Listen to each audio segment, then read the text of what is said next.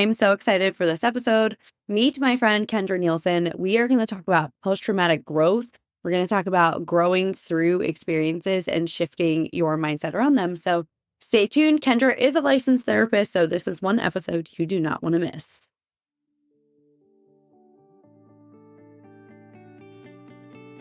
Hey friend, welcome to Milk and Honey with Lemon. The Bible says in Numbers 14:8, and if the Lord is pleased with us, he will bring us safely into that land and give it to us.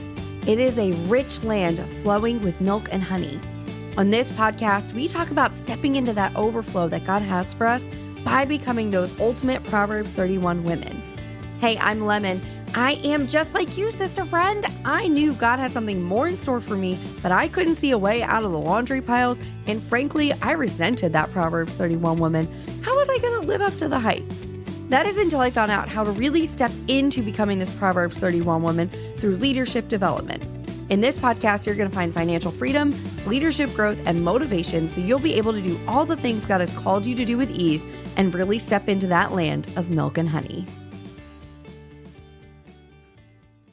Welcome back to the Milk and Honey podcast. I'm your host, Lemon Price, and I'm so excited because I have my friend Kendra Nielson with me today. She's a licensed therapist. She's a life coach. She's a podcaster, and she's the founder of Fulfillment Therapy. She's a wife and a mom of 4 kids. How amazing is that? And then she helps people meet their neglected needs and invest in themselves so they can strengthen their marriage and families. So thank you for being here, Kendra. It's fun to be here with your energy. I love interacting with people like you. So thank you. Oh my gosh, thank you. I just had this conversation with somebody earlier today. It's so funny because you could be really high energy or you could be really chill. And I'm like, it just depends on the combo. But what's the vibe? I can match the vibe. And so just thank you for being here. I'm excited because we're going to talk about something that I literally just recently discovered. Obviously, you probably know it way better than I do. But we're going to talk about post-traumatic growth. I don't even know a lot about it. Because like I said, I've only heard one other person say this before. And so I would love to, what even is post-traumatic growth, my friend? Yeah, I'm happy to tell you. And we're talking about trauma in a sense right now too. And I'm like, oh, it can be so heavy, but that's why I love post-traumatic growth. And just for the sake of it, I might refer to it as PTG sometimes because it's a mouthful. But okay, this is what it is, short and sweet. So it involves, the positive psychological changes that people experience after struggling with things like life crises or traumatic events. So anything really big in your life. And rather than bouncing back to who they were before, they experience this significant personal growth and transformation. So if you see that personal growth in somebody's life and that transformation more from before their experiences, that's what post-traumatic growth is. Yes. Okay. Now I'm like thinking about, okay, this is going to sound so crazy. Maybe I'm going to turn this into like therapy. I think about like my own trauma, things that I've like gone through. And we talked about this a little bit. The biggest blessings in my life and my biggest amount of growth has come from trauma. Would I wish this on anybody? Absolutely not. Do I want to have walked through the things I've walked through? Absolutely not. But also I'm in this weird place where I'm really grateful that those things happened so I can be the person I am now. Yeah. This conflict, I can completely understand because of course we don't want those really challenging, hard, difficult things to happen. And yet we know that those things are what make us who we are. Like it's like the rough parts get rubbed off and we are refined. Like one of my favorite little quotes is, through the fiercest fire, the finest steel is forged. And do we want to be refined? Are we going to allow ourselves to transform? And I love talking about this stuff because I think part of it is in therapy. A lot of people want to stay. So as a therapist, a lot of people want to stay stuck in that victim mentality and just be like, oh, this happened to me. All these things are going wrong. And just they stay stagnant. It keeps them down instead of, there's a place for that. And I want to be very clear about this, Lemon. There can be something, and I'm going to briefly talk to this because this could go on a tangent, but there's something called toxic positivity that you may have heard of before. But this is when we often invalidate our experiences, like of trauma and everything, in our attempts to quickly jump to positivity.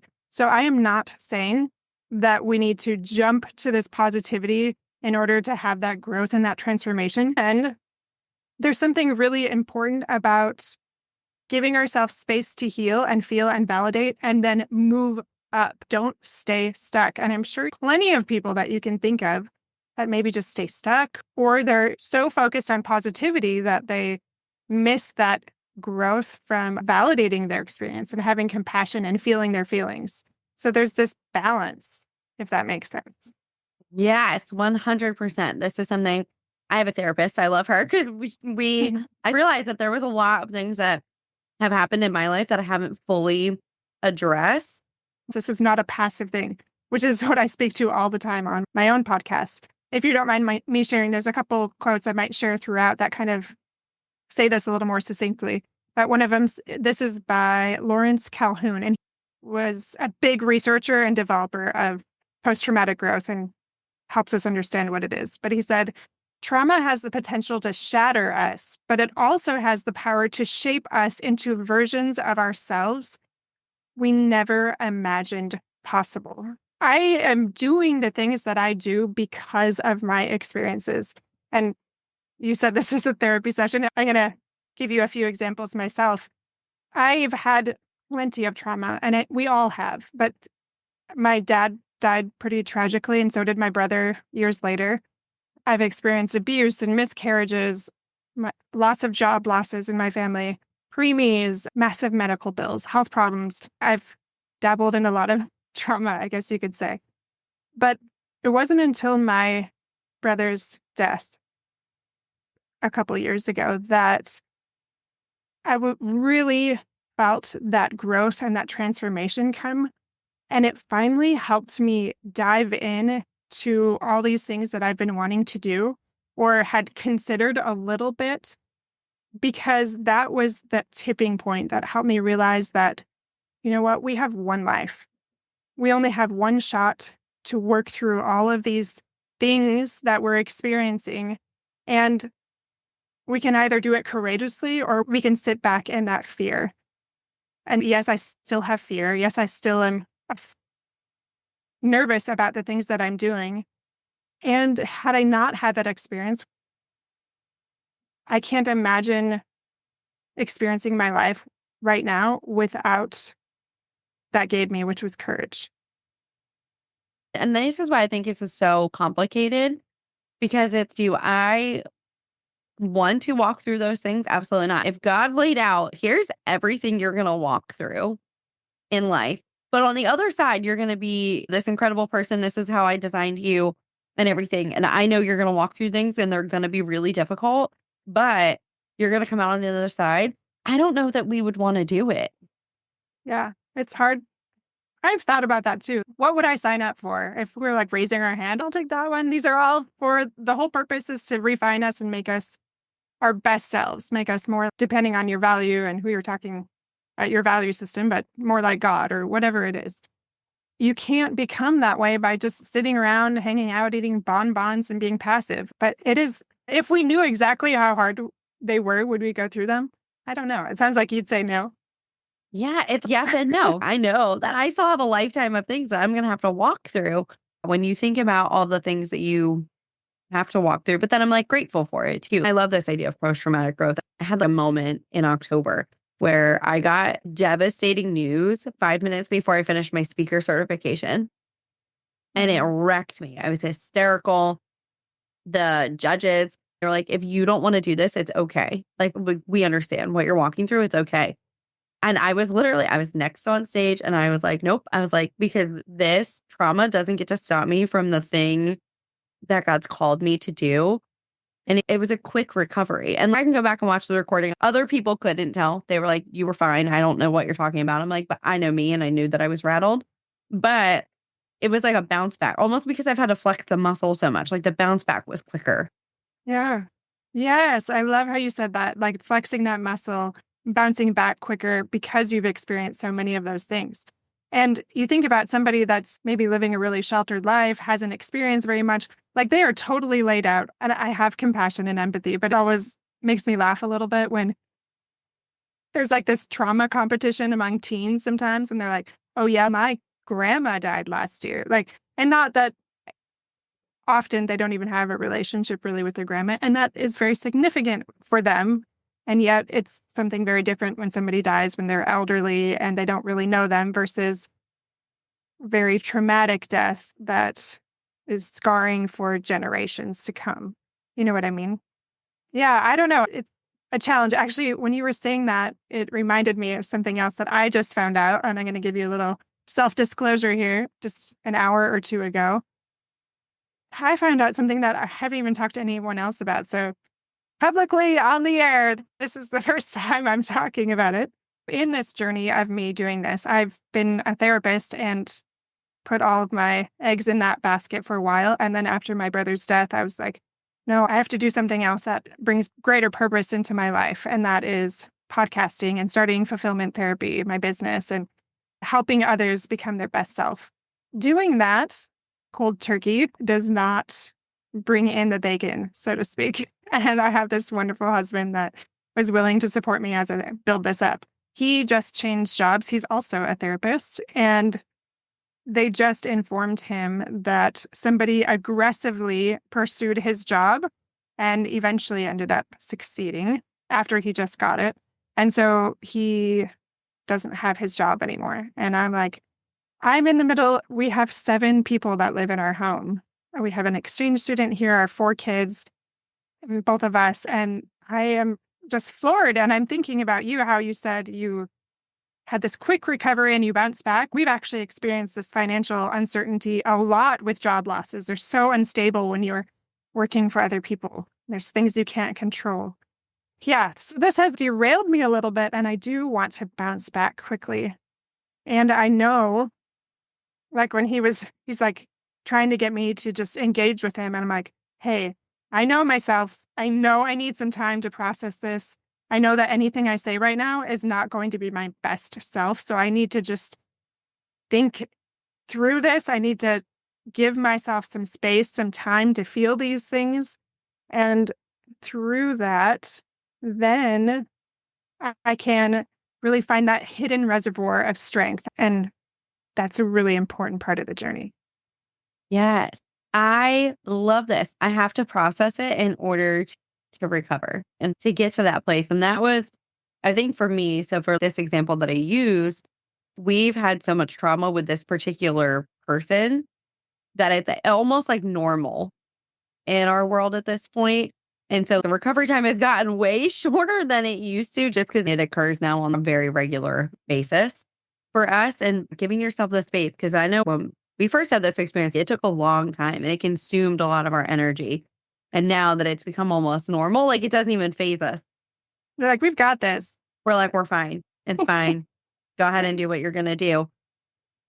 How do you, because I know we've both been in this space, but like, how do you really pull yourself out of I'm a victim to I'm going to take this opportunity to grow? A really good question. So how do you take yourself out of a victim to how you're going to grow? That's something that I speak to a lot with this victim mentality versus this ownership mentality. And I have all this training on it, but essentially it is just, well, there's a few key steps that you can do. But first and foremost, find a mentor or a therapist or whoever it is that can really help you get out of that mindset and say, hey, I really want to focus on this. I really want to find a way to move from this, we call it below the line versus above the line. So that below the line is that victim mentality, that above the line is that ownership mentality, where you start to shift from this is happening to me to this is happening for me. And you change your dialogue. There's a lot of things in therapy, cognitive behavioral therapy, where you can change your thoughts. But there's a lot of tips and things that you can do. But Lemon, it's not a quick fix. And I know so many people want it to be. It's just these subtle 1% adjustments because that's what changes us. I know a lot of people have heard about tiny habits and atomic habits. Atomic habits, I believe, is the one that talks about James Clear, the 1% adjustments. So if we do 1% adjustments over a year, that's 27 times better throughout the entire year. And we're talking these little changes. For example, in this case of trauma, so I'll give my experience with my husband losing his job. Maybe I'm not ready to bounce back quite as fast as you did, Lemon, but maybe I can say, you know what, I'm going to give myself a couple days. I'm going to journal. I'm going to talk to a friend. I'm going to do whatever self-care that I can to give myself some space to feel these things without shame. And then I'm going to move forward. So if you're looking for tips or tricks, I would say self-care. I would say supportive relationships, finding a therapist. I'd say reflect on your values and the lessons that you've learned and journal about it. Be open to change and practice that gratitude. I know a lot of these are these like simple answers, but those simple answers are what actually bring the change. So being intentional about it. So much of it is about intentionality.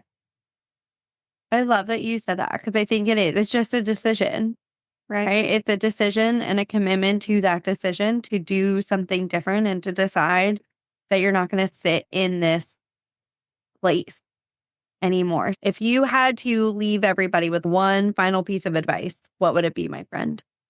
Ooh, that's a good one. I'll leave you with one quote and then just final thoughts on that. So post-traumatic, this is by Richard Tedeschi, and he's also the founder of this concept too. But he said, post-traumatic growth is not about returning to who you were before the trauma. It's about becoming someone new, someone stronger, and more resilient in the face of adversity. We're not trying to go back to who we were. We're trying to become someone stronger. And there is hope. There is light, even though we might not feel it right now. And there's a space for both. They don't have to negate each other or contradict each other, not staying stuck where you can't become a better version of yourself. And I often think about ripples. What kind of ripples are we spreading? What kind of person do we want to be? What kind of example do we want to be, whether to our children or people that are looking up to us, whatever it might be? Like, if we stay stuck, think of the story that they're going to tell of us. Going back to that experience with my brother, I had mentioned how both my dad and my brother died really tragically, really heart-wrenching ways. I think about their experiences a lot. And if I could give them anything, I would go back and try to help them live more fully without regret and courageously and really fully enjoy this one life that they're given. And we have that opportunity. Well, I love that advice. Listen, it's so good. What legacy do you want to live and what are we going to do? If you're still breathing because you're listening to this podcast, then God's not done with you yet. There is something more he has for you. Don't push past whatever it is you've walked through because there's a reason for it. That's where I've gotten to is there's a reason for it. Sorry to interrupt you. There's this tiny quote that says, find your wound, find your purpose. My friend, she always says your story is meant to be mentorship for someone else. I love that. And I fully believe that. I just had an experience just yesterday with somebody who my first husband was addicted to opioids. It was violent. It was all of the things. And we've been divorced now for over 6 years. Somebody knew my story, told it to a friend who was walking through something right now. And she reached out and she's, hey, I'm alone in this. And I'm like, no, you're not. You're not alone. Because I've gotten to a good place with it and I hold no animosity and all those things. Like, and I can be here to support you while you walk through it. And so I'm like, I can see all the time. I'm like, I can see why this happened. I can see why we've gotten here and the conversations I can have because of it. And so I love that it's a decision, it's an intentionality, and it's a commitment to doing something with it. I love that your wounds find your purpose. So Kendra, thank you, friend. Where can everybody go to connect with you? Because we used this became our personal therapy session, guys. So if you want to go listen to her podcast or I don't know, do coaching or therapy with Kendra, then go find her. So where can they go and connect with you? Oh, I appreciate that. fulfillmenttherapy.org. You can find me, and that's got my podcast listed on there. I'm on all the major podcast apps, but you can also email me at fulfillment.therapist@gmail.com if you want to, like you said, coaching or therapy, you can reach me there. Thank you for being here, friend. This was super enlightening for me. Thank you for having me. I really enjoyed it. Your energy is so much fun, and it feels like we've known each other for a long time, and it hasn't been that long. Thank you. Hey friend, what a joy it has been to share today's journey with you. If you found a spark of inspiration or a nugget of wisdom that resonated, Would you bless someone else by sharing this episode with them? It could be the encouragement they need to step into their purpose and calling. Also, if you could spare a moment to leave a review, it would mean the world to me. I really appreciate your feedback, and it really helps our community grow. Remember, the road to discovering God's call for you isn't one you have to walk alone. So join me again next Monday for another episode where we'll continue to explore the depths of leadership and the heights of our heavenly calling. Until then, keep seeking, keep growing, and keep trusting in His plan. God bless you, and I'll catch you on the flip side. Bye, friend.